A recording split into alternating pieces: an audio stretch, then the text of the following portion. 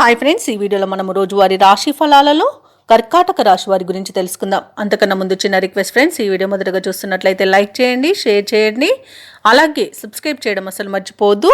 మీ యొక్క సపోర్ట్ నాకెంతో అవసరం.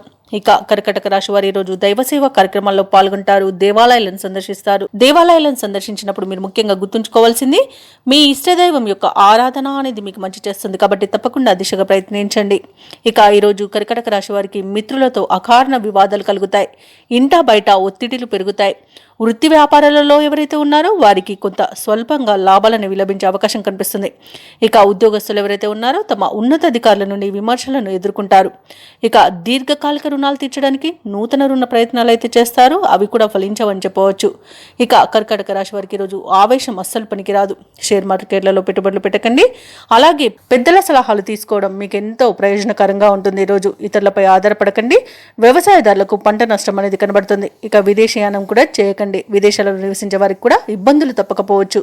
ఇక వ్యాపారస్తులు ఈరోజు నూతన వ్యాపారాన్ని ప్రారంభించడానికి ఎవరైతే చూస్తున్నారో వాటిని వాయిదా వేసుకోవడం మంచిది. ఇక భూ క్రయ విక్రయాలలో రియల్టర్స్ ఎవరైతే ఉన్నారో వారు నష్టాలను ఎదుర్కొంటారు. కాంట్రాక్టర్లు మోసపోయే అవకాశం కనిపిస్తుంది. ఇక విలువైన వస్తువులను చేజార్చుకునే అవకాశం కనిపిస్తున్నందున వాటి విషయంలో కాస్త జాగ్రత్తగా ఉండండి. అలాగే వివాహ ప్రయత్నాలలో కూడా తప్పుడు సమాచారం అందవచ్చు, కాస్త ఆ విషయంలో కూడా జాగ్రత్తగా వహించండి.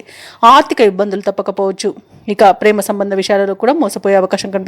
ముఖ్యమైన వ్యవహారాలన్నీ కూడా నత్తనడకన సాగుతాయి. ఆదాయం అంతగా కనిపించదు. ఆలోచనలు పరిపర విధాలుగా ఉండి మిమ్మల్ని ఇబ్బందులకు గురి చేస్తాయి.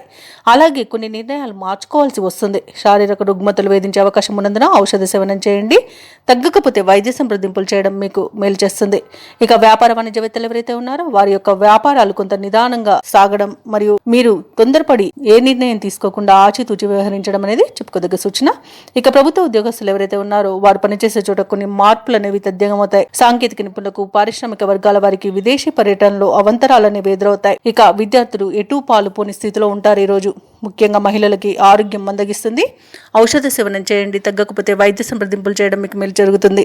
అలాగే ఈ రోజు కర్కాటక రాశి వారికి అదృష్ట రంగు ఎరుపు, ప్రతికూలమైన రంగు ఆకుపచ్చ, అదృష్ట సంఖ్య 9. ఈ రోజు కర్కాటక రాశి వారు దుర్గాదేవిని ఆరాధించడం, అలాగే లక్ష్మీ నరసింహస్వామి అష్టోత్తర శతనామావళి పఠనం చేయడం వలన మంచి శుభ ఫలితాలను పొందుతారు. అలాగే పనులలో వచ్చే ఆటంకాలని తొలగించుకోగలుగుతారు.